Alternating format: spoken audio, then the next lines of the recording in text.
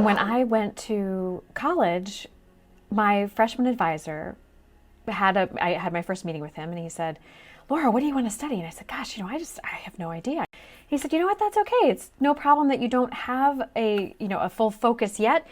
The biggest thing that you need to keep in mind is that you need to take away three main skills from your time here in college. One is writing.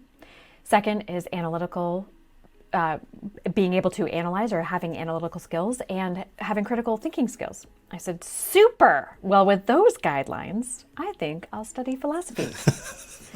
Yeah. Welcome to Titans of Transition, featuring real-life stories, anecdotes, and inspiration about pivotal career moments from leaders who have been there. Join host Joe Miller, former scientist and senior technology leader turned executive coach, as he unpacks transitional moments to help inspire change. Laura Sheehan, so happy to have you on Titans of Transition. Thanks, Joe. Really excited to be here. Yeah, I was a number of months ago, I was online, of course, searching around for different things related to career transitions, and I came across your TED Talk in Singapore, I believe it was, when you were talking about career transitions, and I just thought it was great. Took a note down to myself that I wanted to reach out to you for a potential guest, and I'm so happy that you've agreed to be on today. In order to get into talking about your transition story, why don't you start at current time? Tell us what you're doing, sort of the 75,000 foot level, where you are and what you're currently doing, and then go back. I believe you started as an attorney, so go back and take us to the beginning of the story, if you would. Sure. Well, today I'm calling you from Tokyo, Japan. My family and I have been here for almost 3 years. Um, I began, as you said, as a lawyer almost 20 years ago, and have had the great fortune of, through my husband's work, being able to travel the world and land in a different location every couple of years, which has led me to my current job, which is as a career coach and strategist. Wow, that's awesome. So, Yeah. yeah. I've been to Tokyo once. It was probably 2002. And it was quite the experience, as I recall. A very interesting city. I really loved the tempura bar. Oh, yeah. I can't ate get enough things that tempura. I refused to eat. I told my friends that I ate things that would make a billy goat puke because they were dipped in tempura batter. It's true. It makes everything better. Yeah, it really does. I was amazed I think there was only one thing I wouldn't eat. I think it was, I don't know if it was squid or octopus or something. It was just weird. Why don't you talk to us a little bit about, first of all, how did you decide to go into law to begin with? Right. Well, I guess we all have our funny stories. My parents were very career oriented and very logical in the steps that they took for their professional development. My father was a chemical engineer, and my mother a nurse. And when I went to college, my freshman advisor I had my first meeting with him, and he said, "Laura, what do you want to study?" And I said, "Gosh, I have no idea. I know that I'm supposed to go to college and get this 4-year degree and figure things out while I'm here, but in terms of what I want to study, I really don't know." He said, "You know what? That's okay. It's no problem that you don't have a full focus yet. The biggest thing that you need to keep in mind is that you need to take away three main skills from your time here in college. One is writing. Second is analytical, uh, being able to analyze or having analytical skills, and having critical thinking skills." I said, "Super. Well, with those guidelines, I think I'll study philosophy." Yeah. Real And so practical. yeah, my parents said, "Okay, sure." But as I get closer to graduation time, they really tried to pin me down and say, "Well, now what? What are you going to do with this 4-year degree in philosophy? How are you going to take care of yourself and potentially your own family as you get older?" And the next logical step to me was law school, to build on that Socratic method of study and to find different ways, lucrative ways potentially, of being able to help people and also to help myself in my own career progression at that time. So off to law school I went. And you were in the DC, Virginia area? Is that where you were? Correct. Yep. I started off my legal career in the DC area and had the great opportunity to work for a wonderful law firm for those first few years out of law school. And then that first transition, Joe, which I think you're building up to, was that I got married and my husband is a U.S. diplomat. Oh, boy. So his job took us overseas shortly after I graduated from law school. So, where did you go to first? What was the first country you went to? First was Tunisia, Wow. which is North Africa, Yeah. in between Libya and Egypt. And it was, or pardon me, Libya and Algeria, in between Libya and Algeria. Beautiful, beautiful country, very tiny, very, very different from anything that I had experienced in my life up to that point. So that's a big shift. It was huge. It was a huge shift. No one spoke English, really. So my husband had learned Arabic. I took the time that we were in Tunis to attend a local university and learn as much Arabic as I could so that I could get around myself. And then we kept on going, stayed in the Middle East for, I can't even remember how many years. We were in Tunis, then Cairo, Egypt, then Riyadh, Saudi Arabia. Then my husband did a tour in a war zone in Iraq. And shortly after he returned, we moved to Damascus, Syria. We were there during the Arab Spring. Oh my goodness. So the kids and I left and my husband stayed back until the embassy closed. And then a few years after returning from Syria, we moved to Tel Aviv, Israel, also during a war. And after Israel, we then transitioned over to Asia. So we were able to move to Hanoi, Vietnam, which is where I had that TEDx talk that you so wonderfully mentioned. And now here we are in Tokyo. That's amazing. So I couldn't keep track of how many countries, but it was what, 8 or 9 or something? Or... Yeah, 7 for me, 8 for my husband, outside of the U.S. Yeah. Wow. So, okay, what we haven't talked about was, obviously that's the family transition. A lot of changes changes in culture, changes in geography, but also you weren't practicing law in all those places. I'm not quite sure were you raising a family? What were you engaged in as you were going around the world? Right. Well, when I set out, I was convinced that I was going to be able to find work as a lawyer everywhere we went because the world over needs lawyers, or so I thought. And of course they do, but they typically need lawyers who are licensed in that country, not necessarily a U.S. licensed lawyer. So along the way, it was really important to me to maintain some kind of professional identity and to have a career of my own. One of the things that my parents really drove home when I was growing up and throughout all of my education was that I had to be able to provide for myself and my family should, God forbid, anything happen to my husband. And, not being, gloom and doom kind of outlook, but just very practically, you have to be able to take care of yourself and anybody who depends on you. So in each place, I found work, but it wasn't necessarily as a lawyer. And I was able to kind of come back in and out of the legal field throughout all of these transitions. I did have a total of almost 4 years back in the States between certain posts. And in those moments, I was able to rejoin law firms and be in a traditional legal practice. I also, when I was in Egypt, hung my own shingle because I realized that there were close to 2,000 American direct hires living in and around the big city.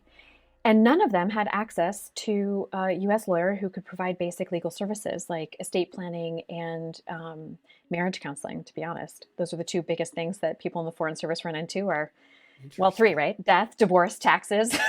And all the major events. Right. So I did what I could to help out with 2 of the 3 and carried that with me through a few other posts. And yes, I also did have 2 kids along the way and have been raising them. Wow. And really was piecing things together as best I could in every location.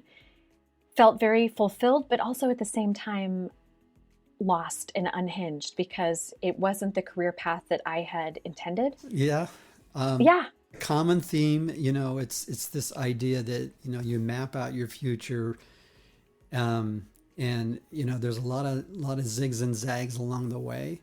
And some of them are calculated, some of them are things you make a decision based upon your family situation. I've done those things, sometimes you just say, well, this really isn't in my sweet zone of what I think I was placed on this planet for, but I got to do it. And, I got to cash flow my kids through college or whatever have you.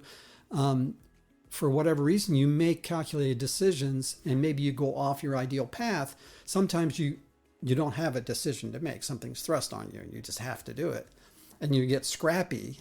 I thought of the word, you were very scrappy about the things you would do just because you needed to do them. But over time, and one of the reasons why I started this podcast is to help people kind of navigate this sort of, I'll call it this friction they feel, because they're doing something, but it seems like they're out of energy and they're not fulfilled, but they can't quite put their finger on it. They're so close to it, they can't really sense what's going on. And so that's part of what I do. I think that's probably part of what you do as well, is help people get in touch with those gifts that they were given, those natural strengths and abilities they were given. And if you get into that zone, then you tend to find fulfillment and actually become very successful. It's when you go off that path, or whatever it may be, that you kind of run into some issues and some problems. And even if it's a high paying position, for example, and you can be in a very high paying position and you can be good at it. I'm sure you're a very competent lawyer. You can be good at it, but maybe it just didn't really do it for you. It just didn't fill you up potentially, So I'm wondering, with all these moves added in, this is a new dimension, all these shifts, I think that's a niche that you specialize in as well, isn't it?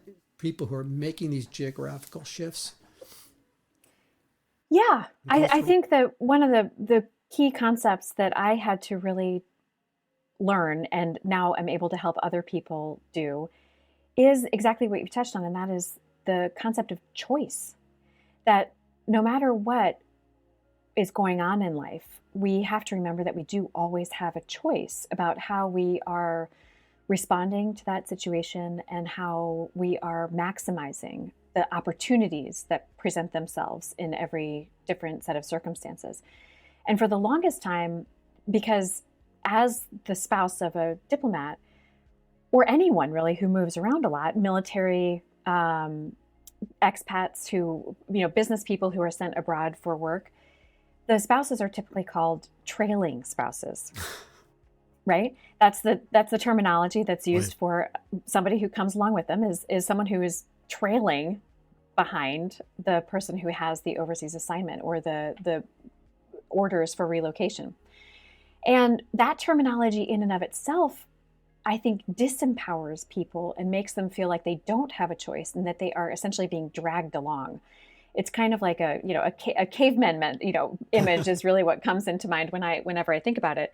And what I help people to do now, which I had to go through myself, is the shift from this trailing spouse mentality to one of being an accompanying partner. Same idea, right? But very different words that mean very different things. Whereas, trailing spouse implies this, you don't have a choice. This is being thrust upon you. You have to just deal with whatever is given to you. An accompanying partner is one who's making an active choice to be with that person who is moving around and to support that person's career, and also to be open to the opportunities that come up for that person in their own transition and relocation. Yeah, you may be in the same geography, and of course you're a unit, so you support one another. But while you're in that moment or in that assignment or in that place, you still have choice, to your point. Right. Of what you're going to do. You can view yourself as being the caboose or whatever the terminology be, or coming along for the ride. Or you can say, okay, I'm here. Now what do I want to do in this situation? So there are some constraints, but really probably make them a lot bigger than they really are most of the time. Well, right. And if you're coming at it from the perspective of this is my choice to be here, And what is it about this particular location that is going to move me forward or expand my horizons or make me a more valuable person or professional? Then it's so much easier to go through those physical transitions and also career transitions, knowing that you're choosing to make that a part of your life. Right, right. Yeah, so in what you do today, I'm going to hop forward now. What you do today, can you explain how that comes together for you and how you got to the point where you came to the realization as well? So there must have been some moment, or maybe it was gradual, but sometimes I find people have, eureka moments or other things they can remember. I was walking down the stairs when I decided that I was going to do thus and such. I made the choice. Anything like that? Yes, I absolutely had one of those aha moments. It was in Hanoi. It seemed like everything magical came into being in that. Music. Yes. Well, right. And actually that waving of a magic wand, right? Yeah. What happened, in fact, was that we had just moved, the family had just moved to Hanoi. And I did not have a job lined up yet. I had applied for a position within the embassy that I thought could move me forward, but I wasn't sure that it was in alignment with what I wanted to be doing longer term. Was really questioning whether or not I wanted to take on that role, and was simultaneously working to get my kids adjusted to their new environment, to meet some new friends before school started, and invited a bunch of people over to our house, kids and their parents, so that I could meet some new people and my kids could do the same. And was lamenting the fact that I didn't yet have a job, or that I was again having to go through this professional transition to this group of mainly women. And one of them looked at me and said, "Well, Laura, if you could do anything, what would it be?" And that question floored me because for a few reasons. One, it was focused on me. If I could do anything, rather than me simply following my husband, if I had the choice, if I could be doing anything, what would it be? The second, the word could. If you could, I mean, the world of opportunities is open. Anything is possible. If you, Laura, could do anything, and again, anything, what would it be? And as I'm sure you can already tell, Joe, I am not one who's usually left speechless. But in that moment, I was. And it took me a couple of moments. I mean, it seemed much longer to me because I was kind of dialing through all these different thoughts in my head. But I realized that I had gone through so many transitions, and I had applied for so many jobs, and I had been working so hard to try to find these common themes in my professional life and in my career trajectory, that I had become an expert in job searching and in finding opportunities in every place that we had gone. And so my answer to that woman that day was, you know what, if I could do anything, it would be to help other people not have to be so sad and angry about transitions and job transitions, but to be able to see the opportunities that are in each place and to have the tools that they need to move themselves forward in every location. And her immediate response was, well, there's a job that does that. And I said, what? There's a job that does it? What is this job? What is this job that does this? And she was the one that introduced me to the role that really facilitated my transition from being a lawyer into career coaching and strategy. And that was to be an employment advisor for the Department of State and for all of the spouses within our region that were going through job transitions every couple of years. That is, and when did you start that? Were you in Japan at that point, or was it? No, I was in Hanoi, and it was amazing because, yep. So it was amazing. Yeah.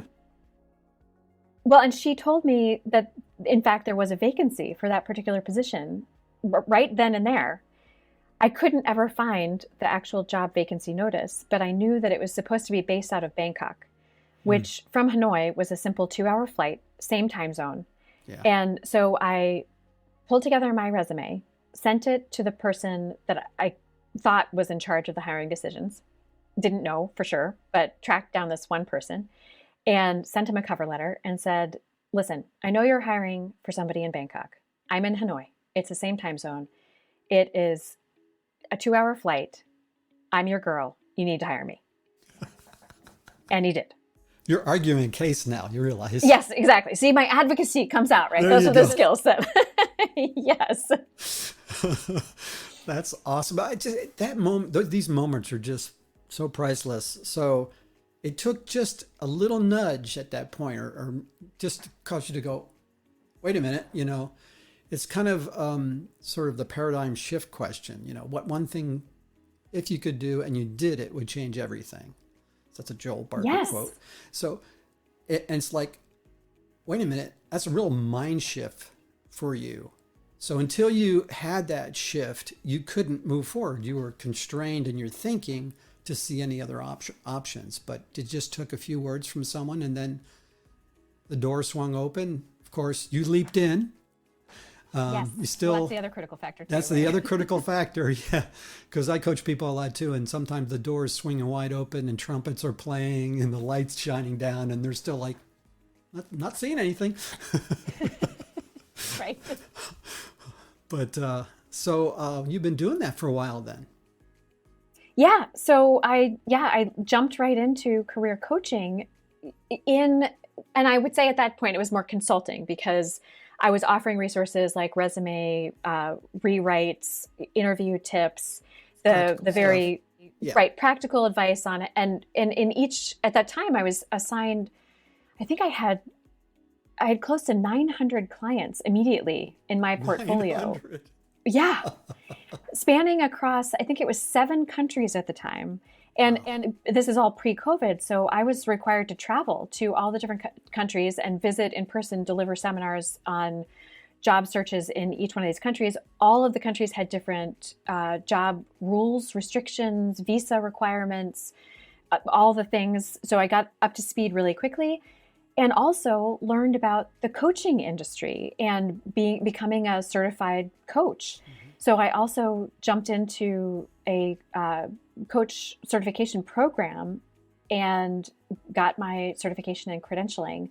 So now I can both ask those powerful questions and also give the supporting tools that are needed to do an effective job search anywhere in the world, really. Seems like you need a large team with that kind of demand out there. You would think, yes. It was a challenge for sure. Yeah. So I'm curious, in thinking back, obviously there was this lesson you learned of being open to input from the outside, I would say, and being willing to make a shift and make a change, to respond to it, take a risk. Were there other lessons you learned through that situation that you can think of that you might be telling people that you coach or offer up to other people? Yes, I think the other really big thing that I had to go through was that when you move, as often as we do, and I think really in any situation, whenever you're meeting somebody new, whether it's a new neighbor or it's a new colleague, whatever the case may be, the first question that we ask each other always is, hi, I'm so-and-so, what do you do? What do you do? Yeah. Right? And it's part of our identity to be able to say who we are, and part of who we are is what we do, how, what we're contributing to the world. And every time you move, if you don't have a job lined up, it's really difficult to answer that question, what do you do? And you kind of think, well, what do I do? And so my automatic answer, which gave me confidence and allowed me to more easily walk into a room full of strangers and say, hello, I'm Laura, was having that title of lawyer. So being able to say, hi, I'm Laura. Oh, what do you do, Laura? I'm a lawyer. It gave people immediately an understanding of my education, some of my capabilities, some of my skills. And the idea of letting go of that title and that professional identity was a really difficult thing for me to do. But I had to, really, in order to move forward, because that was what was holding me back, was my clinging to this identity that I couldn't live out practically when we were moving as much as we were. And I had to, Joe, physically get rid of all of the law books that were still on my shelves that we had been schlepping all over the world. And those things are heavy. Law library. Yes, I had to get rid of all the law books, let go of the binders, send those out the door. And as soon as I created the physical space in my house for something new, I was able to start filling it with coaching materials and books that were really getting me excited and energized about my next steps. And I guess the short of that lesson is that in order to move forward, you do have to sometimes let go of what you've been holding on to from the past. And there are, a whole myriad of quotes that go along with this that that the past can bring pain and sadness if you hold on to it for too long. Similarly, if you're focused too much on the future, you get really anxious and fearful because you just can't predict what's about to come. And the only way to find peace is to be truly in the present moment. Yeah. Another recurring theme here. Yeah. Yeah. It's interesting. The physicality of those law books were reminders that helped anchor you in your old identity, right? And we talk about identity, and, it's typically someone who has their job tends to be their significance, right? So, pop psychology, security, significance. You put those two things together, gives you a sense of your whole self-worth. And if any one of those things is in shaky territory, you're struggling.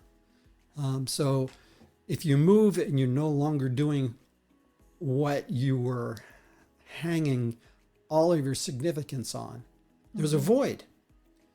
And some people can be going through a long period of their lives with that void weighing them down and being sort of unhappiness, depression, and kind of stuck. Have a lot of people saying, I feel stuck. How do I get unstuck, right?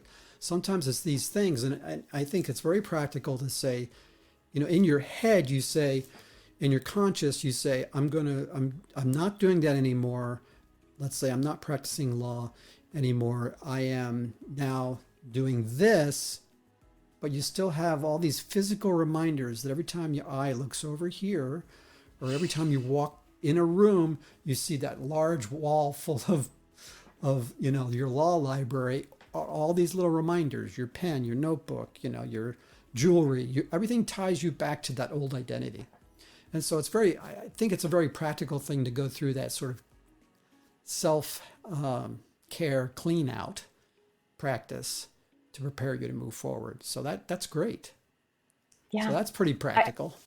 It was great. It lifted a lot of weights, very literally and figuratively. Yes. I haven't been able to let go of the yellow legal paper, though. Oh, I love that stuff. Well, that's a tool.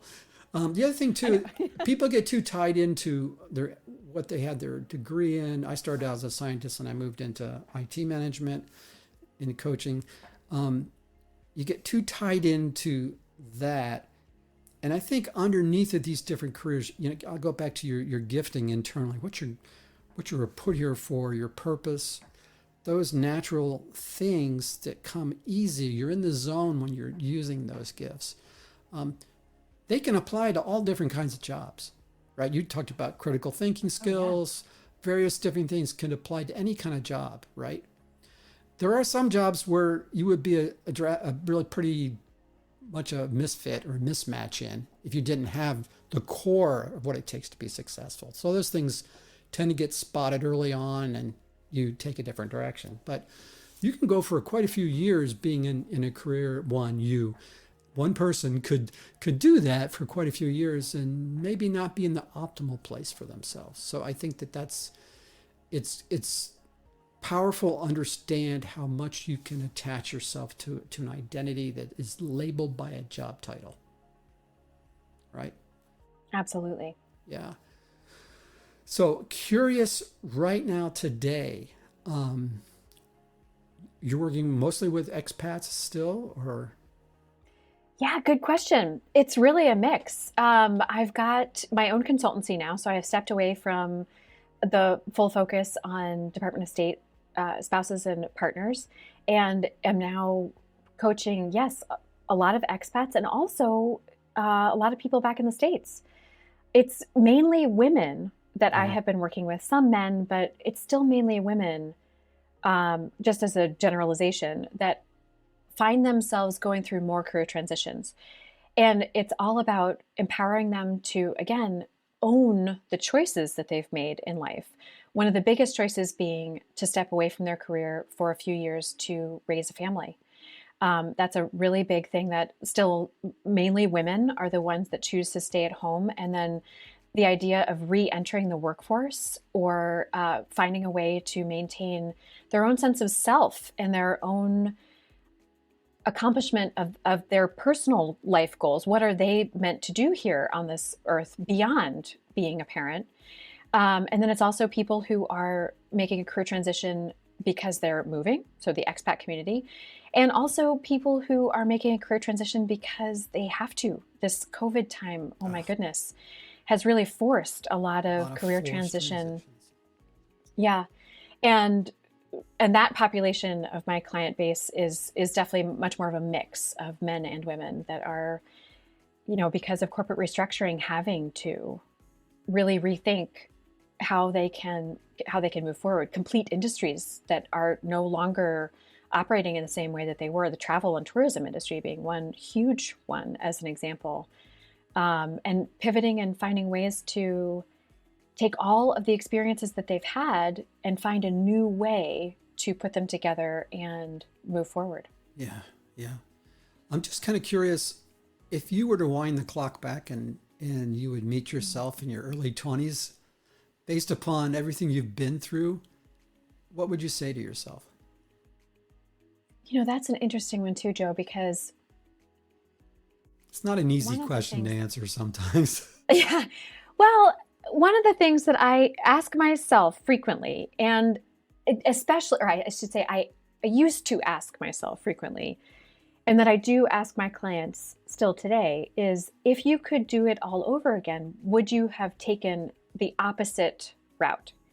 So for me, I used to ask myself, well, if I had stayed at that law firm, by today, I most certainly, I would think, have been a partner in the law firm. I would have progressed up that linear ladder and would be making a ton of money, would have really established myself in that community as an expert in whatever area of law I had been practicing over the last, it's been 20 years since I graduated from law school. Mm-hmm.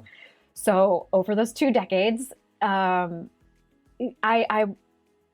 I would have been working crazy hours. Yeah. I would have had a stress level that was beyond what I really wanted to be a part of my life. And so looking at the opposite way that my life could have progressed if it had been as predictable and had followed the course that I had thought was going to play out when I was in my 20s, no, I don't think I would have wanted that life. And with that answer then, if I were to go back to my 20-something-year-old self about to set out on these international adventures, I don't think that I would give away what was about to happen and the struggles that I was going to have to endure. I think I'd say, listen, you need to know that every step that you are taking, as hard as it may be at that moment, is going to lead you to where you are supposed to be and give you the experiences and skills that you need to fully contribute your full self to this world. Because, Joe, if I hadn't gone through everything that I had gone through, I wouldn't be able to do this job today. And I am absolutely 110% convinced that this is what I was meant to do with my life. Just listening to you and getting to know you better, I have some observations about you. I think you probably are a great speaker, not just because of the one TED Talk I have I listened to a while back ago, but also I think you probably are a fantastic coach because of your response to the questions, your engagement.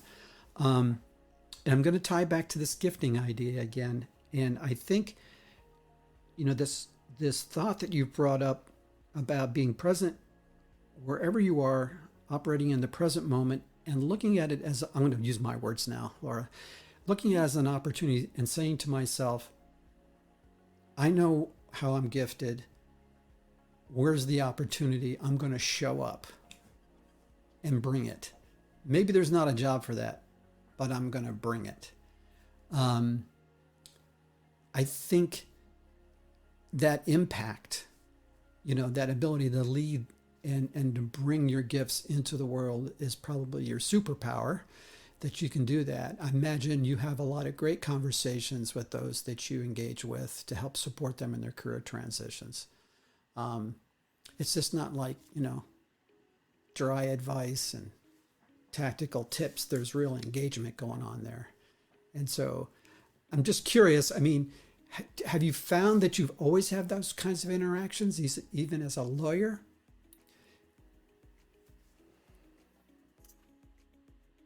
I think that I have learned that one of my favorite things in this life is to hear other people's stories, to learn about how they have come to be here, both in this actual location and where they are in their lives. Because if you had come to me as my 13-year-old self in small town Ohio and said that I would have this kind of life, I would have laughed you right out of the room and said, I am so sorry. I really think you are completely confused with someone else. There's no way that that is going to be my life. And you find that with everyone. Like, really, that I cannot think of one person where they set out when they were a teen or in their early 20s and said, yes, this is how my life is going to play out. And that's how it happened. It just doesn't, right. It isn't that way. So I really do love hearing people's stories. And I do think that one of the gifts that I have been so wonderfully granted is to be able to help people pull those common threads, those themes out of all of these different pieces of their lives. And for me and for the group of people that moves around as much as we do, or anyone really who has gone through multiple transitions, big transitions in their life, you feel as though the segments of your life are completely unrelated and that they don't fit together. But if you take the time to really look at each one of those segments and what was similar or what was holding it together, right, those golden threads really do start to pop out. Yep. Yeah. And I like to think it's almost like transforming from this feeling of it being a jumbled mess or an ugly patchwork of experiences to this tapestry that we are all weaving over time, each one different and completely unique, and one that you can't really see the full picture of until you take that step back. Yeah, and I think that branded golden thread going through the years is really your identity. Yes, it is. And that thread can be woven through a legal robe. It could be woven through, medical. It can be anything. But that's who you are. It's not so much the label. And I think finding the golden thread tends to be masked by the conditioning we have growing up. What are you going to be when you grow up? Or, you have these, defined buckets of things you become. You become a lawyer, you become a scientist, you become a doctor, whatever it may be. You become a teacher. Very important these days. Always important. But yes. if it doesn't fit into one of those things, then we can't connect with it too well because we're conditioned to think I have to fit into these little buckets, right?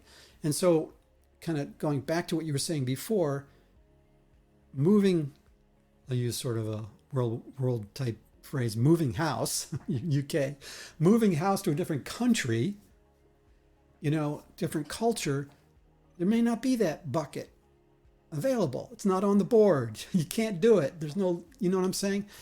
And so that tends to leave people with a gap unless they have someone to come alongside like yourself to help tease out and identify what those golden threads are and to encourage a person to look at that and do some exploration around that. And the other thing I would say too, a little different, is that part of what I get from you is, you said it, you like listening to stories, but a coach has to be deeply curious.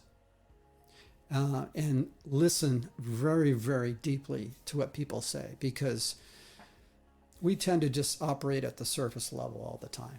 And I think that we get used to hearing ourselves tell our own stories. We reinforce the same story and it reinforces our patterns. Some of them are patterns that have kept us trapped. And so I think it really helps to be able to explore that. So two things: being able to tease out those golden threads, being able to then encourage and have deep curiosity to surface them up, I think is really a powerful thing to have in your toolbox. It is. And Joe, one of the skills too that really takes a lot of work, that really being present in the moment and to the person that is in front of you, because this, the idea that multitasking is a strength. It's a lie. It really No is. such thing as multitasking, actually. Right. Because then you're not doing anything well. Yeah. And it's taken me years to figure out how to turn off all of the thoughts that are going on in my own head and quiet it all down to really fully focus on and listen to the person who's in front of me. These things, I read somewhere that attention span down now on like social platforms is down to 2 or 3 seconds. So if you don't get a pause in 2 or 3 seconds, they don't monetize. People are just scrolling, And if you think about that bombardment, there are some practical things too. You mean, just like you're talking about removing all the visual cues, getting your law books out, clearing things out to help you not be anchored in the past. We need to, in order to be in the present moment, we have to shut all that off as well. Mm-hmm. Yeah. It's hard. It is really very difficult. Well, listen, any final closing thoughts of things that you find yourself telling a lot of your clients around this whole issue of career transitions, how to navigate that and how to sense what moves to make? Any final thoughts? Yeah. I mean, I know that when we go through career transition, it is really scary, really stressful, can seem very overwhelming. And I think 3 things that have really helped me and helped my clients through these times of big transition and through identity change, honestly, really, it's, making that shift, taking that bold move forward, letting go maybe of what's holding you back from the past and really looking forward to the future, embracing the opportunities that are in the here and now. Number 1 is that it's critical that we maintain an attitude or mindset of play or adventure, that we don't take ourselves too seriously, that we don't take anything really too seriously, because as soon as you get stuck in this kind of all or nothing mentality, or that this is the thing, or, you can't move forward in a positive and progressive way. But by thinking of something as, why not? Let's just try it. Let's see what happens. The experimentation, right? It just makes it so much easier to go out and see what might work. How can I use this skill in this particular place or position? So be playful, be adventurous. Don't be so serious, I'd say, number 1. And then number 2 is again, be present. What is it about here and now? And for people who are moving, I'd say, what is it, for example, about Japan that I am supposed to be learning? What is it about this location that I am meant to use or leverage to enhance my life, my knowledge, my experience, to take me to the next level? There's got to be something that is here at this point in my life, with my kids the ages that they are, with all of these factors. What is it about here and now that I am meant to be tuning into and really leveraging? And number 3 is be you. And be proud of you, and be proud of the choices that you've made. With so many of the women, mainly, who have chosen to stay home for a few years to raise kids, don't be ashamed of that. You're not just a mom, you are a mom. And that's amazing. And you just own it and move on. This is not something, none of these things are things that, none of the choices that we've made are things that we should be looking back on with fear or with regret, but just this is what I chose. This is where I am today. And this is how I'm choosing to move on. And that is both empowering and it raises confidence. And I love the word confidence because if you break it down to its root, it's con with fidere, faith. And if you're moving forward with faith that you know you can do something or that you know that you can contribute because you are uniquely you, every step that you have taken has led you to right here and now. And jumping on that opportunity just to see how it goes has been the way that I and my clients have been able to move forward. That's awesome. Laura, thank you so much for coming on. I really appreciate it. Hey, listen, how can people reach you? What's the best way? Do you have a online address somewhere? Or? You can absolutely find me on LinkedIn. And if you send me a message or comment on something, then I am absolutely sure to respond. Well, I think people really enjoy this episode. We'll put the specific information in the show notes and also an end card. So hang on, folks, for those of you viewing this. Wait till the end. You'll see how to reach Laura. So Laura, thanks again for being on Titans of Transition. I really appreciate it. Joining us from Tokyo. Thank you so much, Joe. It was truly a pleasure. And I'm here in Port Charlotte, west coast of Florida. All right. Thank you so much. Thanks, Joe. You bet.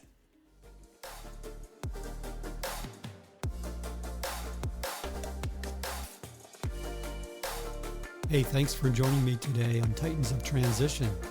I hope you enjoyed the episode. Please check the show notes for additional information. Also, please like and subscribe to this channel.